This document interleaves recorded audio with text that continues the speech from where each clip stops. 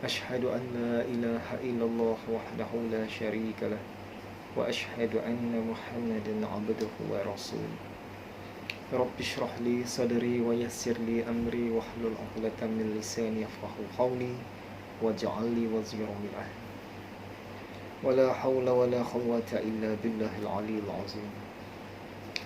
Alhamdulillah, kali ini sampailah kita ke pengajian kitab Induk Ihya Ulumuddin yang ke-70 bagi Masjid PGA, tahun yang ke-11. InsyaAllah kuliah kita pada kali ini akan menyambung syarahan kitab Cinta Allah, iaitu kitab yang ke-36 daripada 40 kitab yang terdapat dalam kitab Induk Ihya Ulumuddin ini. Syarahan Cinta Allah ini dah masuk siri yang ke-16. Sememangnya kita kena mencintai yang 8, iaitu kita kenalah mencintai Allah dan mencintai kitab Allah. Kita kenalah mencintai Rasulullah dan mencintai As-Sunnah. Kita kenalah mencintai diri dan mencintai ummah. Kita kenalah mencintai amal ibadah dan mencintai dakwah. Sekiranya kita perhatikan 8 perkara ini, ia berpasangan. Allah dengan kitab Allah, Rasulullah dengan As-Sunnah, diri dengan ummah, ibadah, perlakuan untuk diri, dan dakwah, perlakuan untuk ummah. Dalam pengajian kitab Mahabbah, kitab cinta ini, Imam Al-Ghazali mengkhususkan kepada cinta Allah, manakala cinta yang lain-lain itu secara umumnya. Yuhibbuhum wa yuhibbunahu. Dia, yakni Allah, mencintai mereka dan mereka pun mencintainya.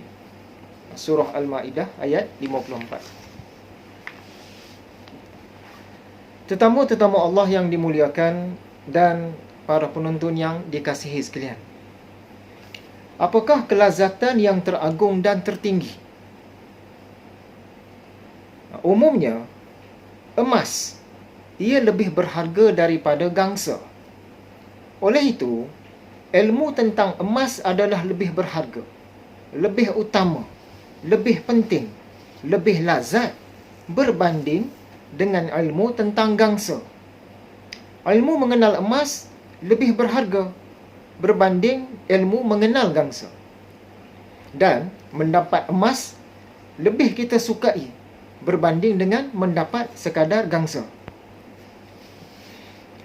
Rasulullah SAW lebih utama berbanding Sayyidina Ali. Oleh itu, ilmu tentang Rasulullah adalah lebih utama berbanding ilmu tentang Sayyidina Ali. Ilmu mengenal Rasulullah adalah lebih utama berbanding ilmu mengenal Sayyidina Ali. Jet pejuang. Jet pejuang lebih mahal berbanding dengan kereta. Maka, ilmu tentang jet pejuang adalah lebih mahal berbanding dengan ilmu tentang kereta. Umumnya, raja lebih mulia berbanding dengan pengawal istana. Oleh sebab itu, maklumat tentang raja adalah lebih mulia berbanding dengan maklumat tentang pengawal istana. Al-Quran adalah lebih penting berbanding buku sejarah Melayu.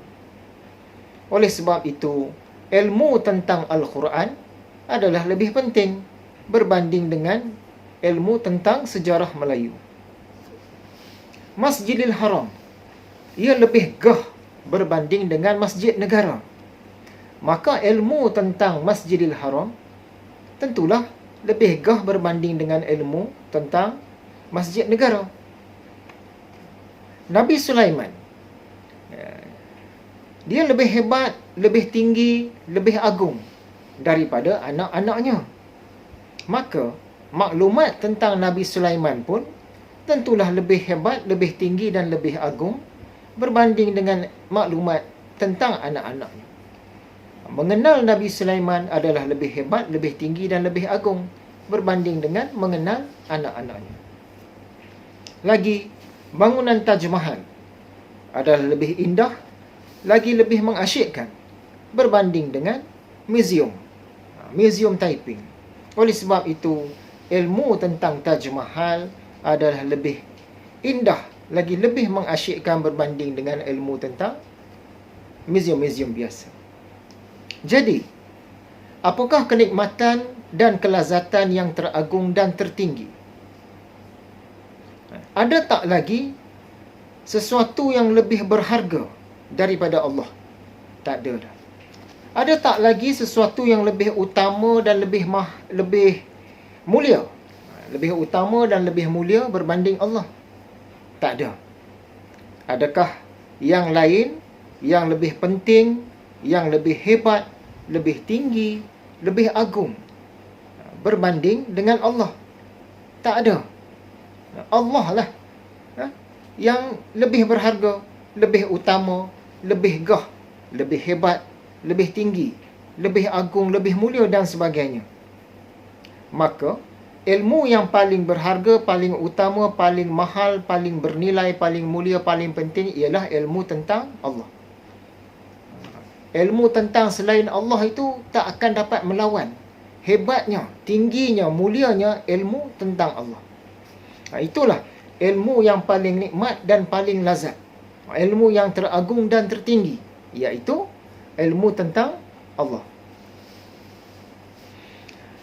Timbul persoalan, bagaimana dengan ilmu tentang bacaan Al-Quran, ilmu menyaring hadis, ilmu hukum hakam, ilmu peperangan, ilmu tentang ekonomi, ilmu tentang politik, ilmu tentang dakwah, ilmu tentang kenderaan, tentang alam semesta dan lain-lain? Adakah semua itu lebih utama berbanding dengan Allah? Yang kita sebut-sebut tadi itu, kalau banding dengan Allah, mana yang lebih utama, lebih mulia, lebih agung? Tentulah Allah. Maka ilmu-ilmu itu tetap tidak boleh menandingi kelazatan, keasyikan, kenikmatan, ketinggian dan kemuliaan ilmu tentang Allah. Kesimpulannya, ilmu yang paling nikmat, paling lazat, paling agung, paling tinggi di dunia ini ialah ilmu tentang Allah. Tak ada yang lain. Ilmu yang teragung dan tertinggi ialah ilmu tentang Allah. Dan ilmu tentang Allah ini setakat yang dia izinkan sahaja.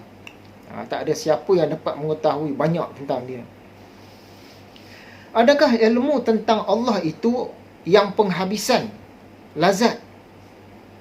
Adakah ilmu tentang Allah itu kelazatan yang teragung dan yang tertinggi? Nak faham bahagian yang ini, kita kenalah mengambil contoh. Ilmu memasak. Ilmu memasak itu sangat best. Tapi best yang sebenarnya ialah apabila kita menikmati hasil masakan. Sebab ilmu memasak itu dia sekadar ilmu. Bila kita dah makan dia tu, itu barulah sampai ke maqam mengalami, sampai ke maqam merasai, sampai ke maqam melalui. Jadi antara ilmu memasak dengan makan masakan tu sendiri, makan masakan tu lah lagi sedap. Contoh lagi, ilmu memandu jet pejuang. Ini satu ilmu yang jarang-jarang ada dan sangat lazat, sangat menarik. Tetapi sedap yang sebenar ialah ketika kita menikmati pemanduan jet pejuang. Kita bawa sendiri jet pejuang tu. Kalau ilmu tadi pun dah lazat dah, bawa dia itu lagi lazat lagi. Sebab kita merasai, mengalami dan melalui. Ilmu tentang cara-cara mendapatkan banyak wang. Yang ini menyeronokkan, ramai orang suka. Tapi keseronokan yang sebenar bukannya setakat ilmu itu. Keseronokan sebenar ialah apabila kita berjaya mendapatkan banyak wang. Yang itulah keseronokan yang sebenar-benar seronok. Sebab kita merasai, mengalami, melalui sendiri bagaimana menjadi orang yang banyak wang. Ilmu tentang perkahwinan, ini ilmu yang menarik. Tetapi Yang sebenar-benar menarik ialah berkahwin itu sendiri.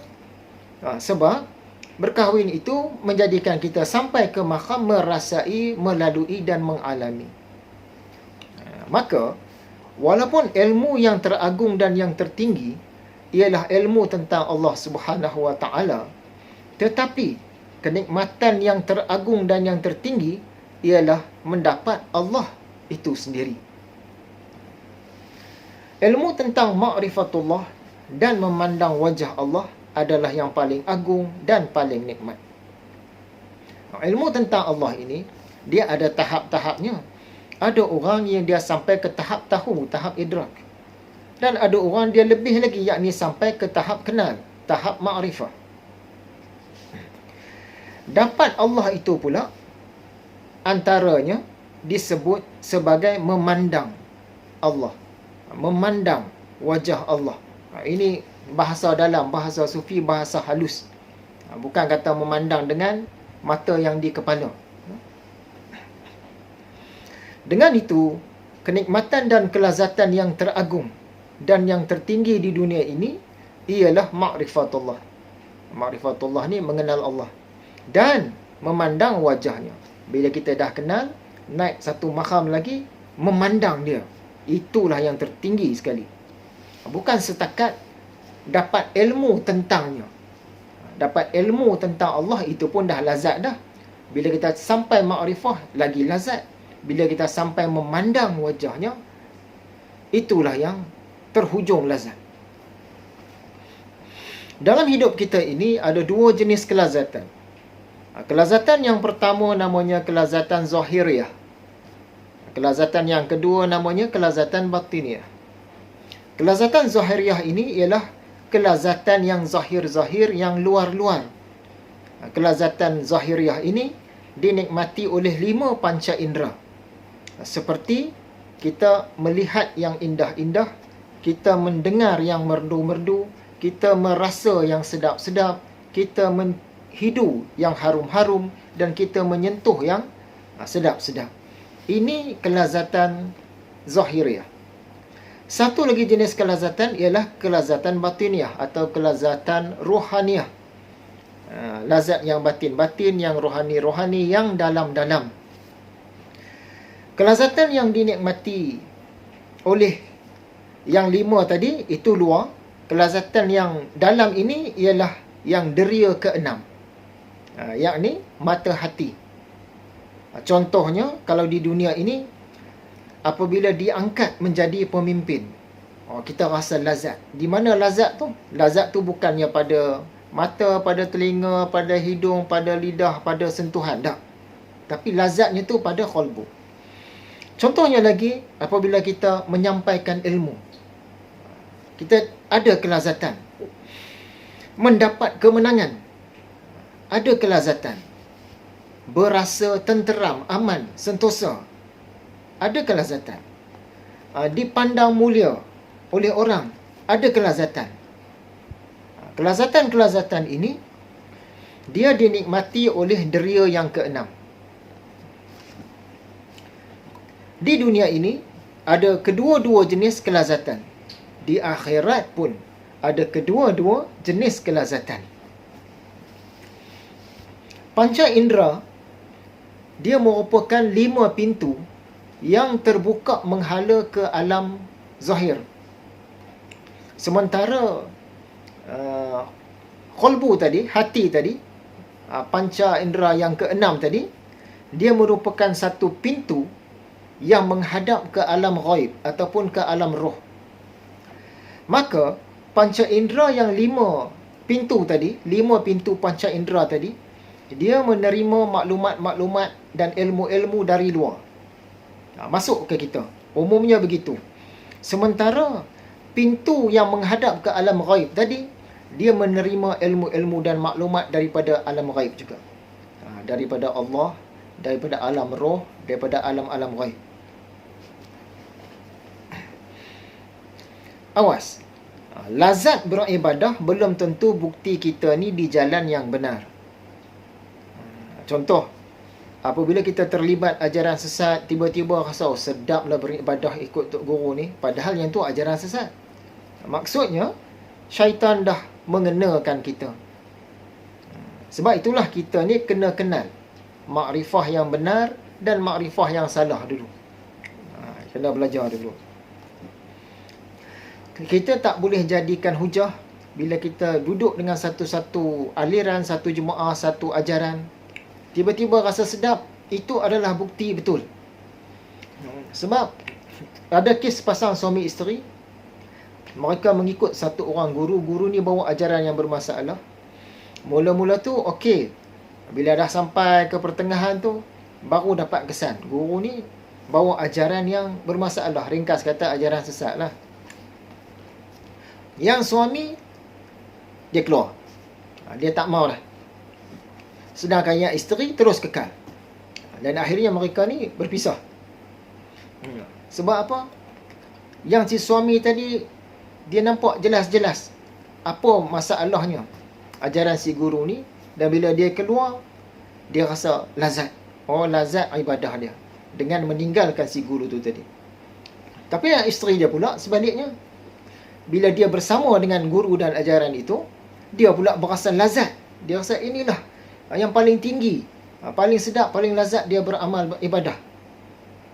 Jadi tak boleh nak kata bila rasa sedap, rasa tenteram, rasa seronok amal ibadah tu, maksud dia kita tengah betul lah tu. Belum tentu. Kenal yang salah itu akan bantu menyelamatkan kita.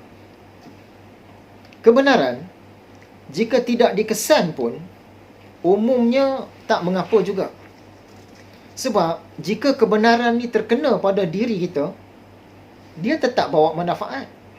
Kita tak tahu benda tu betul, tiba-tiba terkena kat kita, kita terikut, dia tetap bawa manfaat, tak kisah.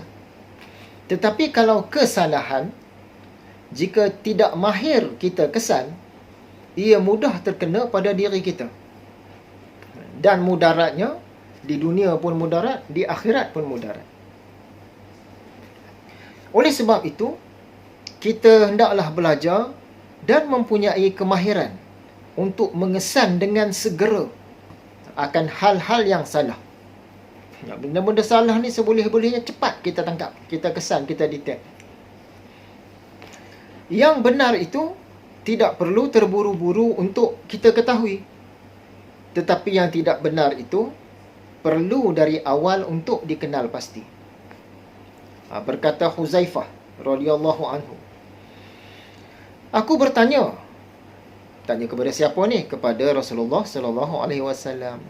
Aku bertanya tentang kejahatan, benda-benda yang merosakkan, yang batil, yang salah, kerana aku takut terjatuh ke dalamnya. Dan aku tahu bahawa kebajikan, benda-benda yang baik itu, tidak perlu untuk aku terburu-buru mengetahui. Berkata Huzaifah, orang yang tidak mengenal kejahatan, nescaya ia tidak mengenal kebajikan.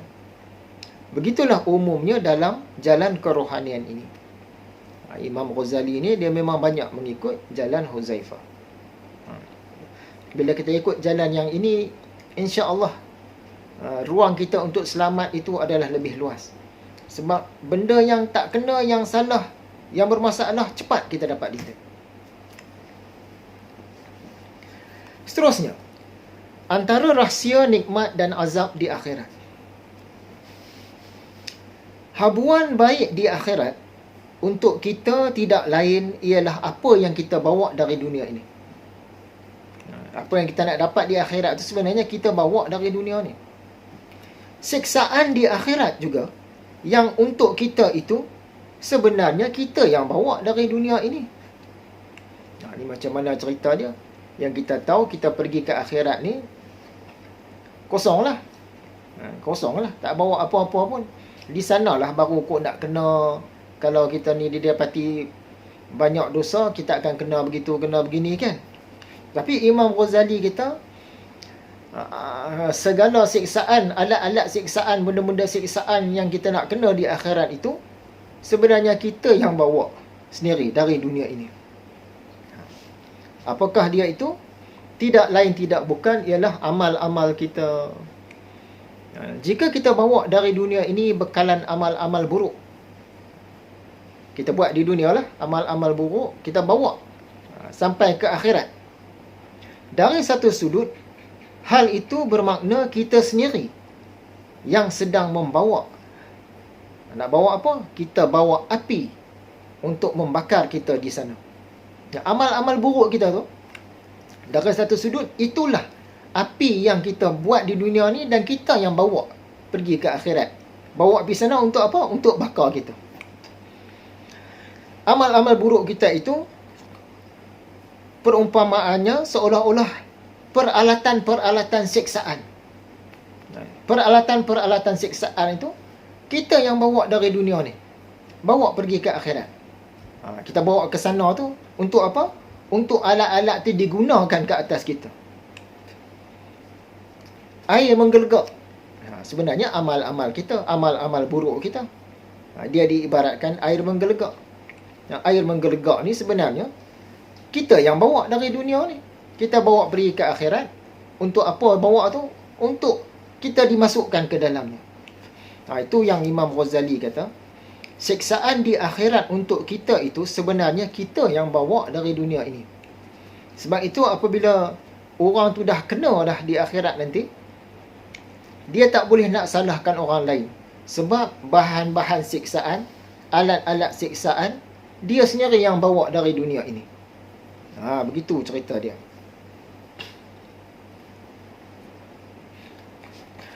Sebahagian ulama' berpandangan bahawa perjalanan melintas titian itu tidak lain ialah perjalanan hidup kita. Kita melintas titian sirat tu, itulah perjalanan hidup kita, kata sebahagian ulama'. Kita nak perbetulkan perjalanan yang lalu, yang dah lepas-lepas perjalanan kita teruk ni.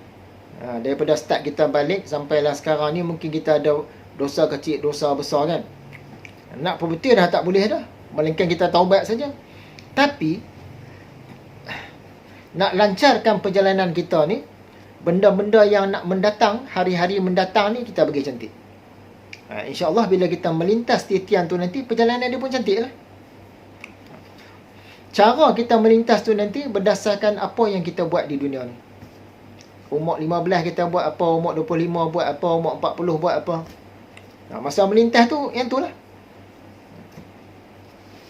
Sekarang ini pun, kita sedang dalam perjalanan melintas. Tetapi sangat ramai yang tidak sedar. Sebab itu ramai yang alpa. Sebenarnya tengah melintas lah ni. Esok di akhirat, dia ulang balik. Ulang di akhirat tu dengan betul-betul kita melintas di atas satu titian yang di bawahnya ada nar. Bila kita buat dosa kecil, dia mula goyang. Masa berjalan melintas tu, goyang macam nak jatuh. Buat dosa besar, dekat-dekat nak jatuh lah. Kadang-kadang mungkin kita selamat. Dosa besar banyak buat, zoom terjatuh. Tu cara kita melintas. Di kiri kanan jambatan yang kita nak lintas di akhirat itu, dia ada pengait-pengait. Pengait seolah-olah duri, sejenis pokok sa'dan. Pengait-pengait ni masa kita melintas tu, dia duk kait. Dia cuba kait. Dah titian tu dengan sedemikian sukarnya kita nak lintas. Ada besi-besi pengait yang besar pula duk kait kita nak pergi jatuh. Dari mana datangnya besi-besi pengait yang besar-besar ni? Tak lain tak bukan daripada kita lah. Kita yang bawa besi-besi pengait tu dari dunia ni lagi. Kita tak boleh nak salahkan pihak yang di akhirat tu, sebab kita yang bawa. Apa dia tu? Itulah amal-amal kita yang buruk, dosa-dosa kita, dosa-dosa besar kita. Dosa-dosa ni lah yang nak kait kita nanti. Tapi di sana dia akan jadi besi-besi pengait. Jadi kita tak boleh nak salahkan orang lain. Apa yang kita nak kena di sana, kita sendiri yang bawa dari dunia ni. Jadi habuan yang baik, ganjaran yang baik, balasan yang baik di akhirat pun kita yang bawa dari dunia ni. Kita yang bawa berupa amal-amal baik kita.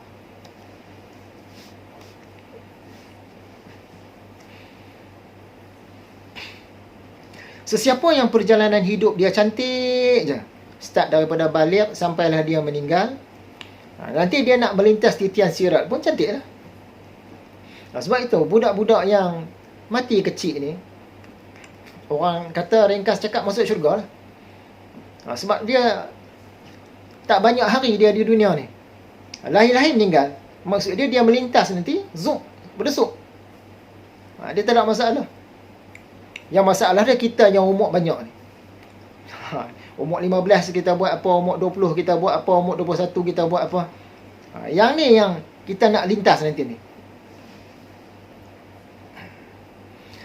Jadi mulai hari ini kita bagi cantik lah perjalanan ke depan ni yang kita nak lintas. Salah silap yang lepas-lepas tu kita tak boleh nak ubah, melainkan kita taubat nasuha lah. Moga-moga Allah terima, dia padam. Bila Allah padamkan tu, maksudnya kita nak melintas nanti laju lah. Katalah kita sampai umur 40, banyak buat dosa-dosa kecil. Umur 40 kita minta ampun kepada Allah, Allah ampunkan. Nanti kita nak melintas pun, zup, laju lah. Sebab tak ada masalah, diampunkan. Sungguh pun begitu. Dalam pelajaran sufi, tasawuf, tarikhah, matlamat kita bukan sekadar nak berjaya melepasi titian. Bukan sekadar nak berjaya melintas. Tapi kita nak melintas sepantas mungkin. Sepantas kilat. Yang tu matlamat kita. Kalau orang biasanya harap-harap lepaslah aku lintas titian ni. Matlamat dia di situ. Tapi bila kita belajar tasawuf, harap aku ni melintahlah sepantas kilat. Yang tu. Kita matlamat tu dah lain dah. Kita target yang tinggi. Dapat tak dapat, tak kisah. Usaha dan ikhtiar dengan gigih dulu. Samalah macam hisab. Perhitungan, ditimbangan. Biasanya orang nakkan hisab ni mudah.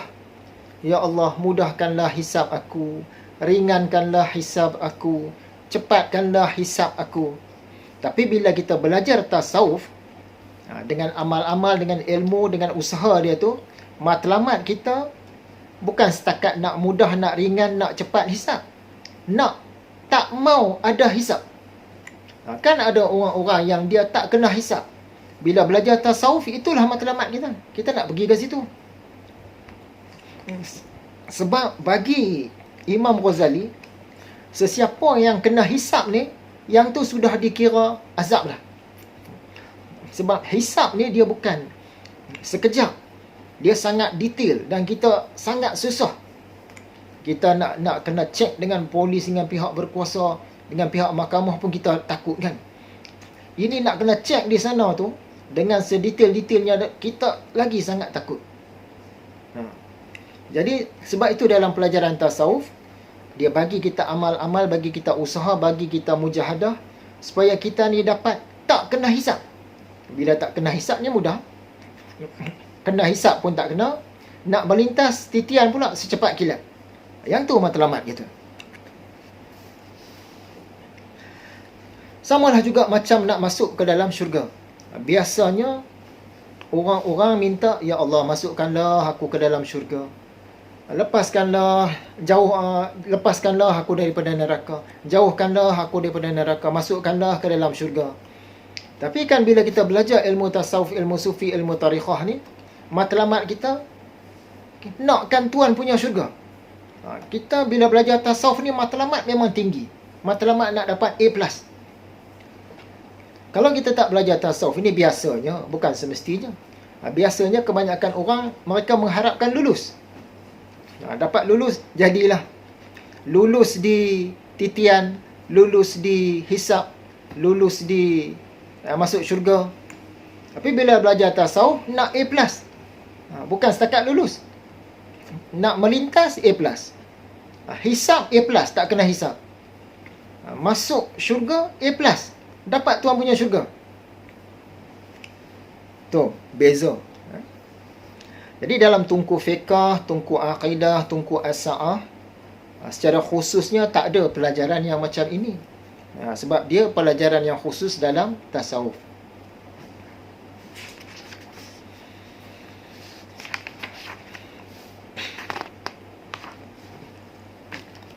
Okay, seterusnya, prajawapan kepada persoalan. Persoalan ni berkait dengan jannah, dengan syurga.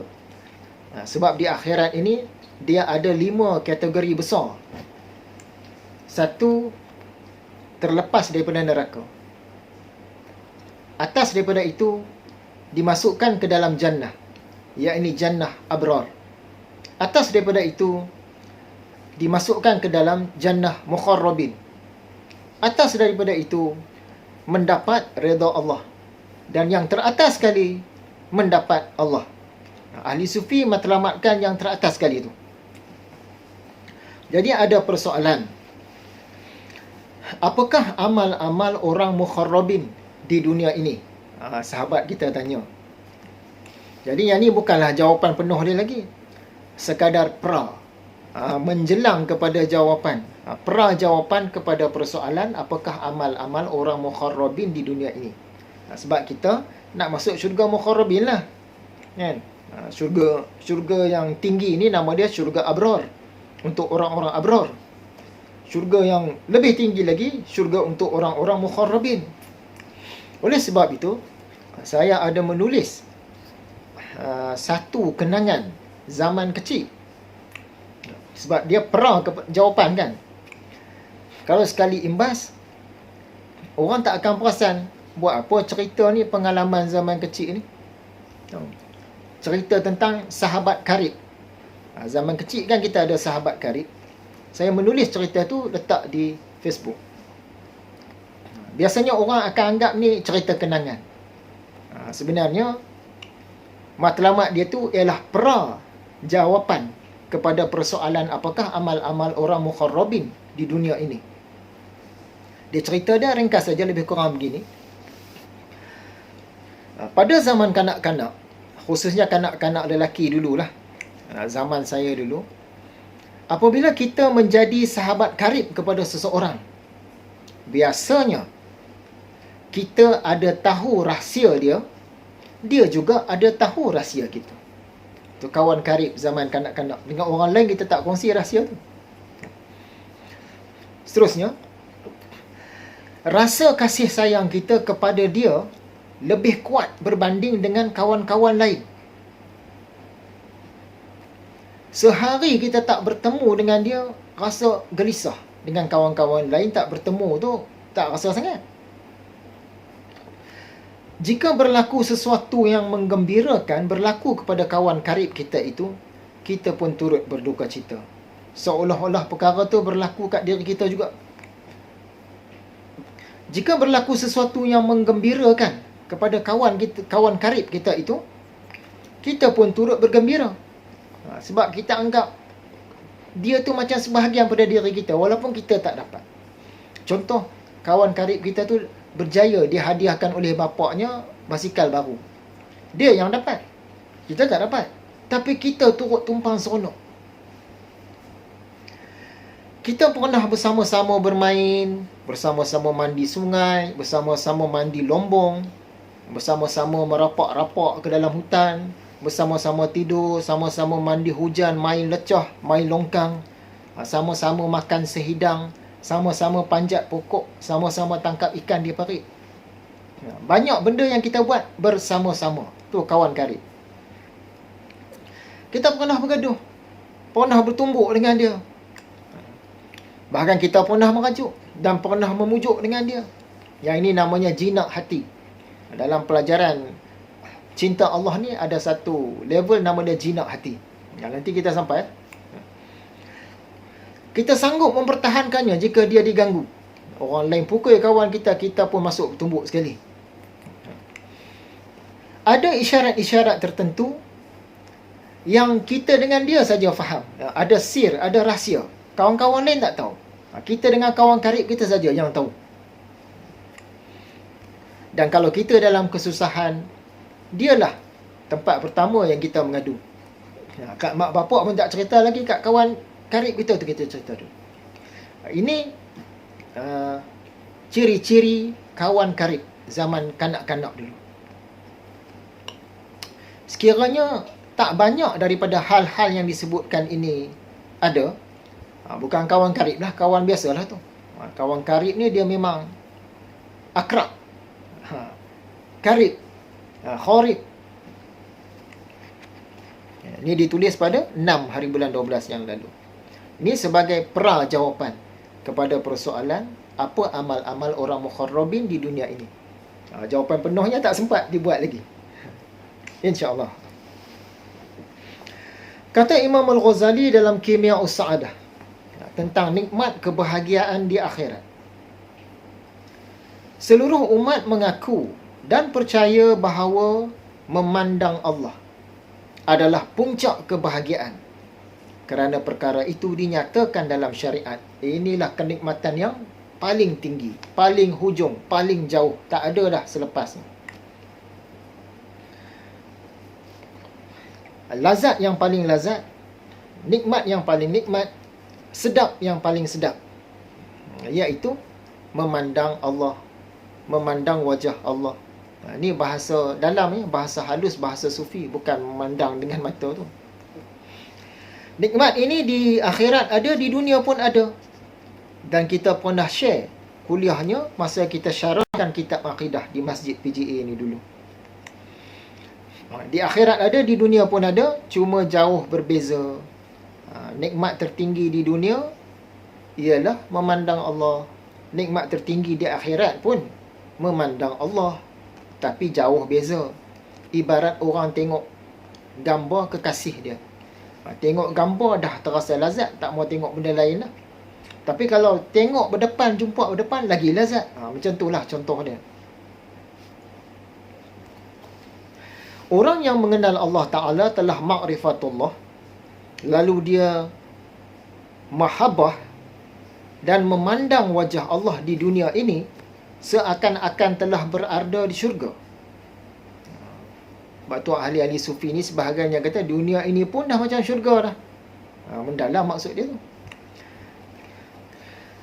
Sebagaimana benih manusia akan tumbuh menjadi seorang manusia dan benih biji kurma akan tumbuh menjadi pokok kurma, maka pengetahuan tentang Tuhan yang diperoleh di bumi akan menjelma menjadi penglihatan kepada Tuhan di akhirat kelak. Dan orang yang tidak pernah menuntut pengetahuan itu tidak akan pernah mengalami penglihatan itu. Jadi kita ni kita berhijrah daripada alam dunia pergi ke alam akhirat. Tapi kita berhijrah tu kita tak bawa biji benih, maka di sana kita tak dapatlah pokoknya. Biji benih ni perumpamaan, pokok itu pun perumpamaan, bahasa dalam. Tapi kalau kita berhijrah daripada dunia, alam dunia ke alam akhirat, dengan kita ada bawa biji benih, kat sana kita dapatlah pokok dia. Sebab di akhirat ini apa saja pun akan dibalas berkali-kali ganda. Kita buat kebajikan yang kecil, di sana dibesar-besarkan kebajikan itu berkali-kali ganda. Kita buat kejahatan yang kecil, di sana pun akan dibesarkan dia punya balasan itu berkali-kali ganda. Bahkan syurga itu pun seluas langit dan bumi. Katalah di dunia ni kita duduk di planet bumi, sebesar inilah planet bumi ni. Tapi di akhirat nanti, planet syurga itu seluas langit dan bumi. Tempat tinggal kita juga. Tapi dia digandakan dengan berkali-kali ganda. Jenis pokok, saiz pokok, lazat buahnya adalah mengikut spesies biji benih yang kita bawa. Siapa yang dari dunia ini, perumpamaannya dia bawa benih pokok sawi, di akhirat nanti akan sebesar pokok sawi lah. Siapa yang dari dunia ini dia berhijrah ke alam akhirat, dia bawa biji rambutan, kat sana dia akan dapat pokok rambutan sebesar itu. Sesiapa yang berhijrah dari dunia ini ke alam akhirat dengan bawa benih biji durian, di sana dia akan dapat sebesar pokok durian. Ikut spesies benih yang kita bawa.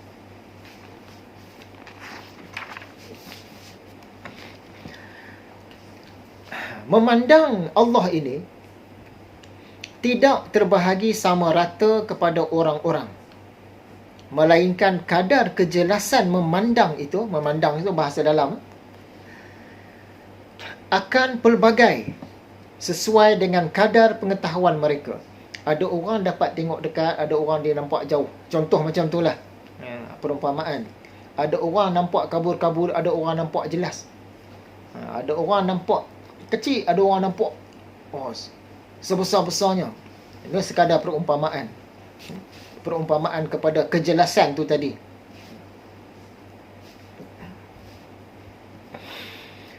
Maka sekiranya lagi kuat makrifah kita di dunia, lagi jelaslah kita memandang Allah di akhirat sana. Lagi kuat mahabbah cinta kita di dunia, lagi jelaslah kita memandangnya di akhirat sana.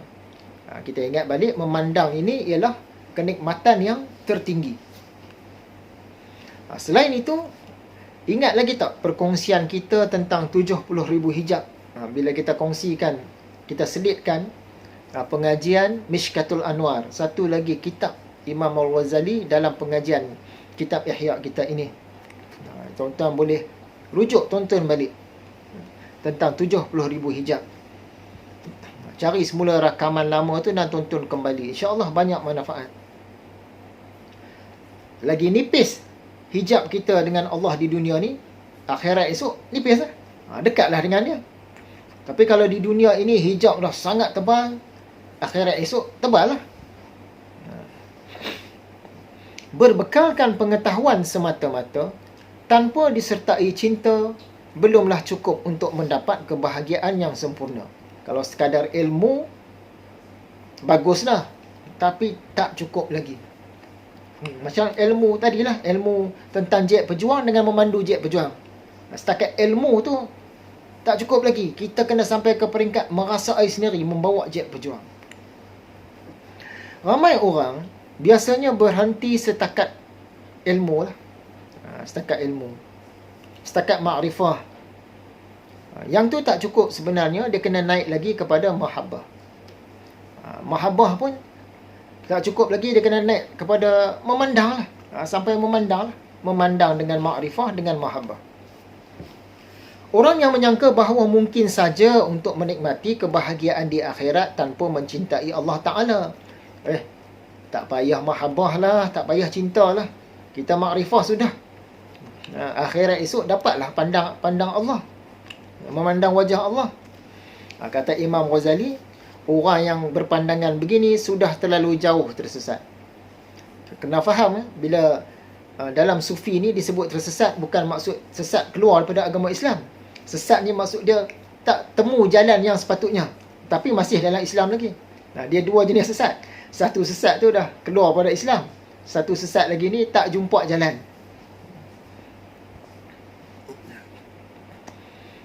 Ringkasnya, kadar kebahagiaan kita di akhirat sama sebagaimana kadar kecintaan kita kepada Allah di dunia sekarang.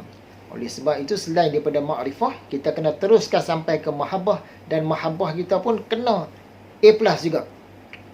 Bila kita target A+, tak dapat A+, kawan-kawan dapat juga A atau B. Tapi kalau awal-awal kita target D saja, silap-silap boleh dapat E, dapat F, boleh gagal. Jadi untuk kali ini, rasanya sekadar itu sahaja. InsyaAllah kita akan sambung lagi pengajian kitab Cinta Allah ini. Jadi kita rumuskanlah secara ringkasnya. Kenikmatan syurga itu adalah menurut kadar kecintaan kepada Allah Ta'ala. Dan kadar kecintaan kepada Allah Ta'ala itu menurut kadar ma'rifah kepada Allah. Maka pokok kebahagiaan ialah ma'rifah yang diibaratkan oleh syarak dengan iman. Makrifah akan Allah di dunia ni ada pelbagai tahap. Ada orang banyak makrifah, ada orang sikit, ada orang tak ada makrifah. Tajalli akan Allah di akhirat nanti juga sama. Ada pelbagai tahap. Ada yang kuat tajalli, ada yang lemah, ada yang tak tajalli. Makrifah akan Allah di dunia ini bolehlah diumpamakan sebagai tunas pokok. Tapi di akhirat nanti bila bertajalli, tunas pokok tadi dia dah menjadi pokok. Kita buat kebaikan yang sedikit dan sekejap di dunia, tapi Allah balas dengan ganjaran yang banyak dan lama di akhirat. Kita buat kejahatan sedikit dan sekejap di dunia, tapi Allah balas dengan azab yang besar dan lama di akhirat. Sebab di akhirat semuanya dibalas berkali-kali ganda. Dunia ini sangat kecil, tapi Allah luaskan dunia kita di akhirat, iaitu jannah, iaitu syurga seluas langit dan bumi. Sesiapa yang makrifahnya kuat di dunia, musyahadahnya di akhirat pun akan kuat juga. Sesiapa yang lemah makrifahnya di dunia, lemahlah musyahadahnya. Sesiapa yang kuat makrifahnya, kuatlah musyahadahnya. Mahabbahnya, kuatlah musyahadahnya. Sesiapa yang lemah mahabbahnya, lemahlah musyahadahnya. Jadi kita cantikkanlah perjalanan hidup kita dari segi keagamaan, kerana ia akan sangat mempengaruhi perjalanan kita di sirat kelak dan seterusnya lah.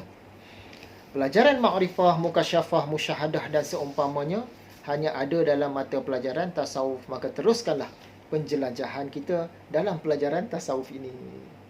Dia sekadar itu saja. InsyaAllah kita jumpa lagi. Salah dan silap saya mohon banyak-banyak maaf.